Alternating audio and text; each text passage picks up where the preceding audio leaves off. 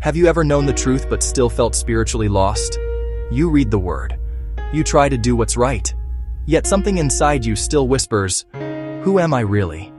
The psalmist begins with this: "Blessed are those whose way is blameless, who walk in the law of Yahweh." Before there's walking, there's being. Yahweh never starts with rules. He starts with identity. Blameless doesn't mean flawless. It means wholeheartedly aligned. In Hebrew, the word tamim means complete, sound, fully integrated. A heart that isn't divided between truth and the world. Most believers today chase behavior, trying to look holy, instead of letting Yahweh rebuild who they are on the inside. Psalm 119 isn't about religious perfection. It's a picture of a covenant relationship, a heart awakened to who you were always meant to be. When Yahweh says, "Walk in my ways," He's inviting you back into your original design, to live from wholeness, not performance. Think about Adam and Eve before the fall. They didn't strive to be holy. They were holy because they lived in His presence. Identity came first. Yeshua came to restore that identity, to awaken the sons and daughters of Yahweh who forgot who they were. That's why this first week of Awakened starts here. Before we can talk about trust, holiness, or authority, we have to return to the truth of who we are. Covenant isn't a contract. It's identity made visible. Contracts are about terms. Covenants are about transformation. When you live from covenant, obedience stops feeling like bondage. It becomes belonging. A contract says, "If you fail, the deal is off." A covenant says, "Even if you fail, I remain faithful." When Yahweh made a covenant with Abraham, Abraham was asleep. Yahweh walked through the pieces alone. He bound himself to His promise. That's not negotiation. That's love sealed in blood. In a contract, you exchange goods. In a covenant, you exchange lives.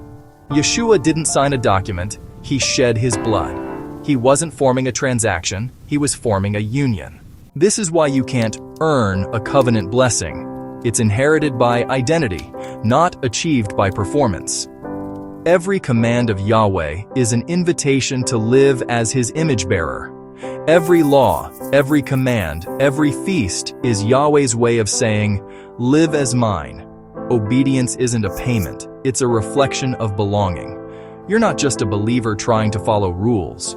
You are a child of the covenant, called to reflect His nature in every choice.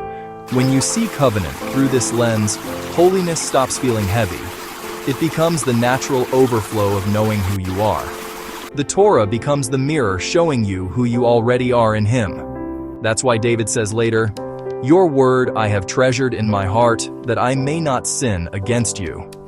When the word lives in you, your actions align naturally.